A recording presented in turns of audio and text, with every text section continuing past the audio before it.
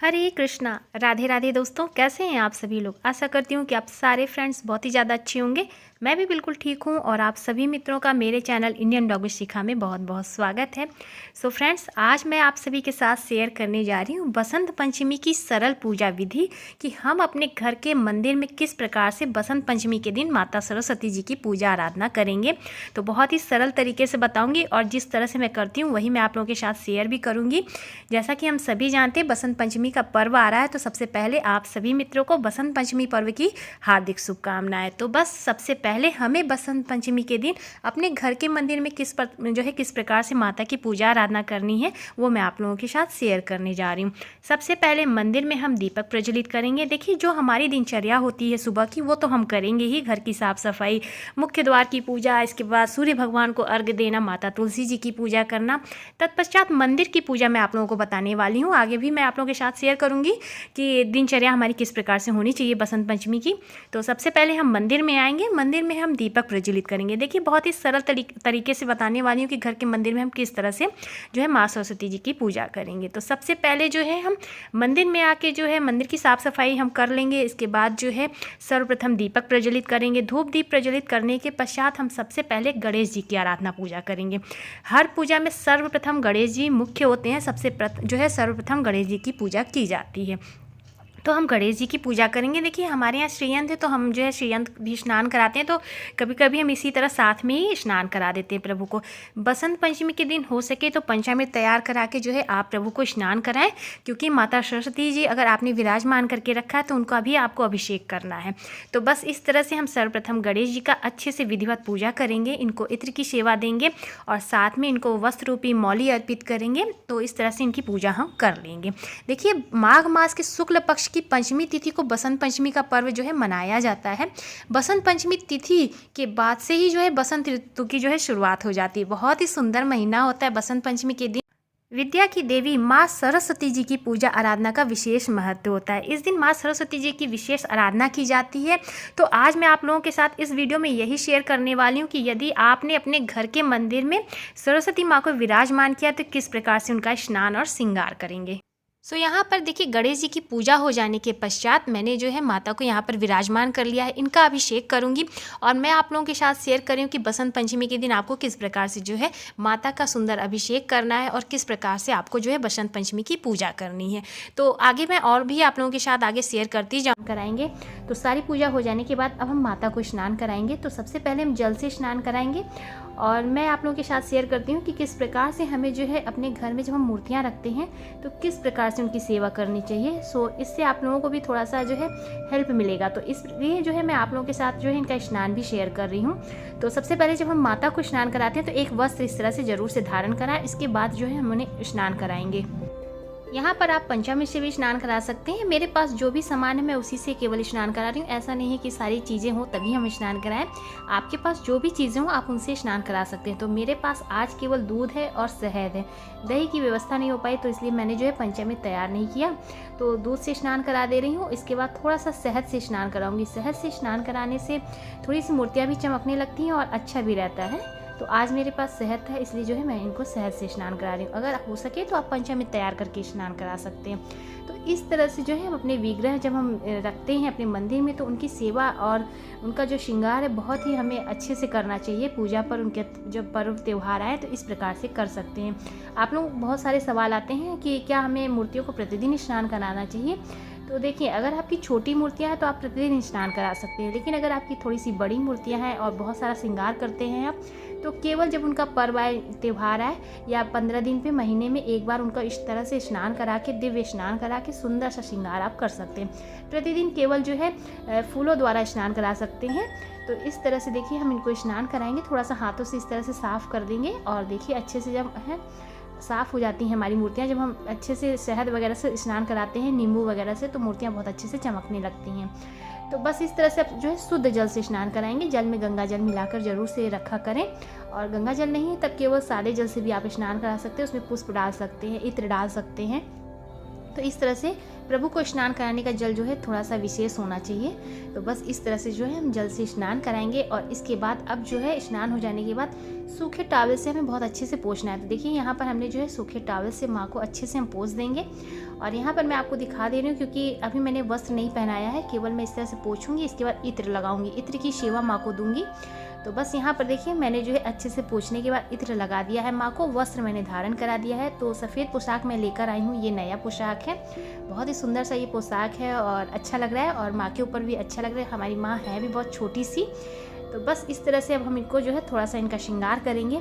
श्रृंगार पसंद आएगा तो प्लीज़ वीडियो को लाइक कीजिएगा। तो देखिए बस यहाँ पर मैंने जो है वाइट कलर की पोशाक धारण करा दी है माँ को और अब थोड़ा सा बाल लगाएंगे और बाल में आपको दिख रहा होगा थोड़ा सफ़ेद सफ़ेद सा। तो जब हम श्रृंगार करते हैं तो बहुत सारे जो है आभूषण माँ को पहनाते हैं तो उसमें जो है गम लगाते हैं, उस गम की वजह से थोड़ा सा यहाँ पे लगा हुआ है सफ़ेद। तो देखिए अब यहाँ पर मैंने बाल धारण करा दिया है माँ को। इसके बाद जो है सुंदर सा मुकुट भी, ये मुकुट भी मैं माँ के लिए लेकर आई हूँ, बहुत ही प्यारा सा है। तो वाइट कलर का मुकुट मुझे नहीं मिला तो मैं रेड कलर का लेके आई हूँ, बहुत ही सुंदर लग रहा है। तो बस नया सा मुकुट मैंने भी माँ को लगा दिया जो कि बहुत सुंदर लग रही है। इसके बाद हाथों में कड़ियाँ धारण कराएंगे। तो इस तरह से चारों हाथों में हमें चूड़ी पहनानी है माँ को और अच्छे से श्रृंगार करना चाहिए। जितना सुंदर हम श्रृंगार करते हैं ना उतना अच्छा हम लोगों का मन भी प्रसन्न रहता है, देख के भी अच्छा लगता है। तो हो सके तो इस प्रकार से भी आप श्रृंगार कर सकते हैं। तो अब प्रतिदिन इस तरह से रोज़ तो आप स्नान नहीं करा सकते कि सारी जो है इतना सारा श्रृंगार उतारना और फिर पहनाना।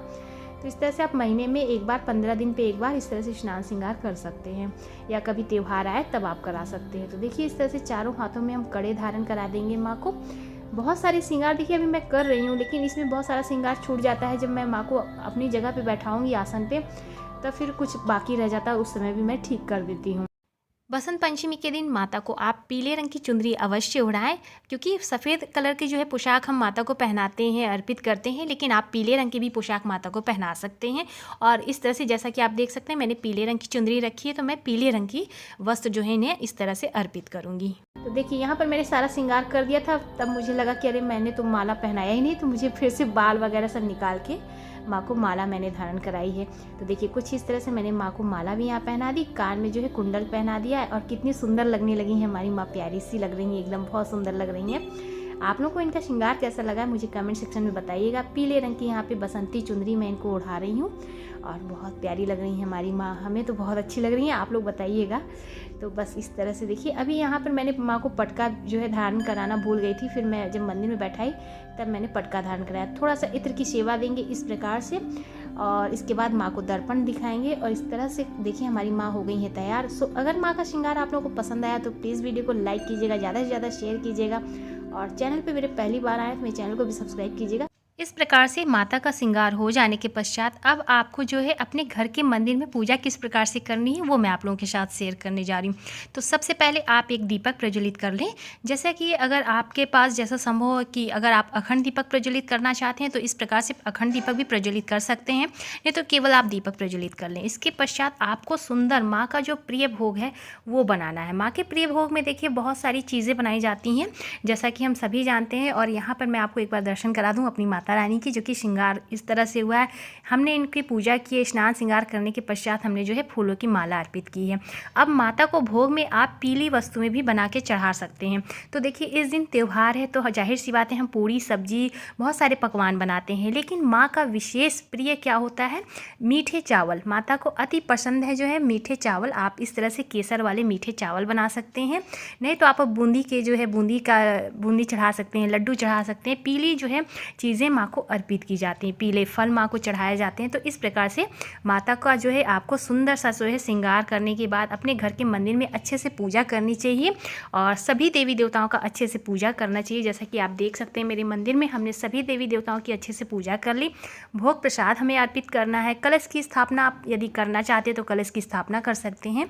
और इस तरह से यहाँ पर बच्चों की कुछ पुस्तक आप जरूर से रखें, पुस्तक की पूजा की जाती है और विद्या की देवी होती हैं हमारी माँ सरस्वती जी। तो इस दिन बच्चों की जो है बच्चों को भी आप पूजा में ज़रूर बैठाएं और बच्चे किस प्रकार से पूजा करते हैं मैं उनको जो है एक वीडियो बना के दूंगी कि बच्चे किस प्रकार से जो है सरल विधि के द्वारा पूजा कर सकते हैं। तो इस तरह से आपको अपने घर के मंदिर में पूजा अर्चना करनी है। चलिए तो अब हम जान लेते हैं कि बसंत पंचमी का पर्व हमें कब मनाना है, किस दिन मनाना है और इसका पूजा का शुभ मुहूर्त क्या होगा। तो इस वर्ष 2024 में हम जो है बसंत पंचमी का पर्व 14 फरवरी दिन बुधवार को मनाएंगे। तिथि प्रारंभ होगी सुबह 7:12 AM पर बुधवार के दिन और तिथि समाप्त होगी 12:34 PM पर। तो इस प्रकार से जो है हम जो है बसंत पंचमी का पर्व 14 फरवरी को मनाएंगे।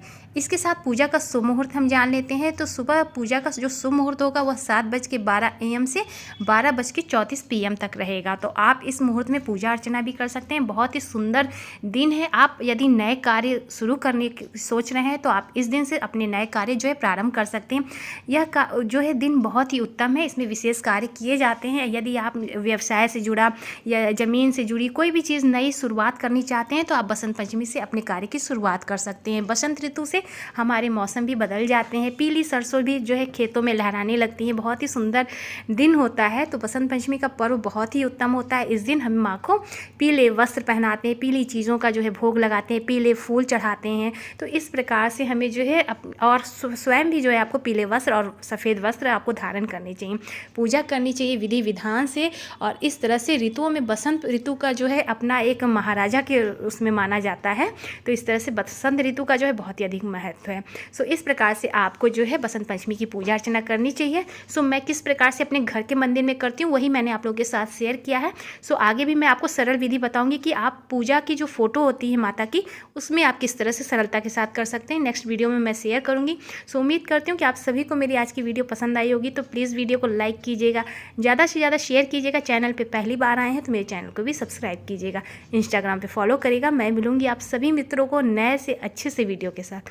तब तक के लिए हरे कृष्णा, राधे राधे। आप सभी को बसंत पंचमी की हार्दिक शुभकामनाएं।